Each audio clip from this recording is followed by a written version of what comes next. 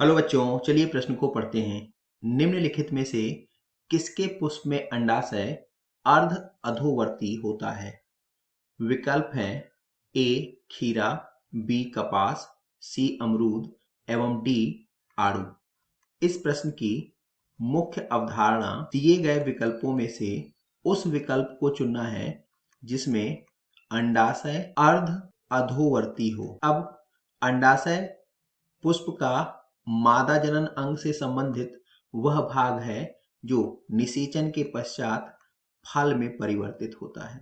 अब हमें बताना है कि किस दिए गए विकल्प में अर्ध अधोवर्ती अंडाशय है।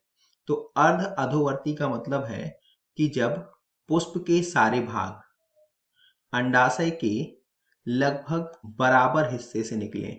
उदाहरण के लिए इस चित्र में यह अंडाशय है और इस अंडाशय के बगल में यह पुष्पासन हुआ और इस पुष्पासन के पार्श्व से, जैसे कि यहाँ पर यह बाह्य दल हुआ, इसके पश्चात यह दल हुआ और यह पुष्प का नर जनन भाग पुंकेसर हुआ।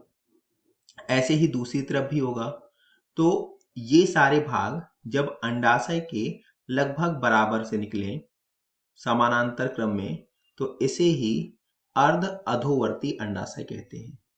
अब अगर हम विकल्पों को देखें तो पहला विकल्प खीरा एवं दूसरा कपास, इन दोनों में ऊर्ध्ववर्ती अंडाशय पाया जाता है। ऊर्ध्ववर्ती का मतलब जब पुष्प के सारे भाग अंडाशय के नीचे से निकले। यहाँ पर अंडाशय ऊपर की ओर होगा और पुष्प के बाकी बचे भाग ये अंडाशय के नीचे होंगे। ऐसे अंडाशय को हम ऊर्ध्ववर्ती अंडाशय बोलेंगे। तीसरा विकल्प सी अमरूद, यह भी गलत है। इसमें अंडाशय अधोवर्ती होता है, अर्थात पुष्प के सारे भाग ऊपर और अंडाशय नीचे। चौथा विकल्प आड़ू, तो यह सही है। आड़ू में अर्ध अधोवर्ती अंडाशय पाया जाता है। अतः दिए गए प्रश्न का सही उत्तर विकल्प डी आड़ू है।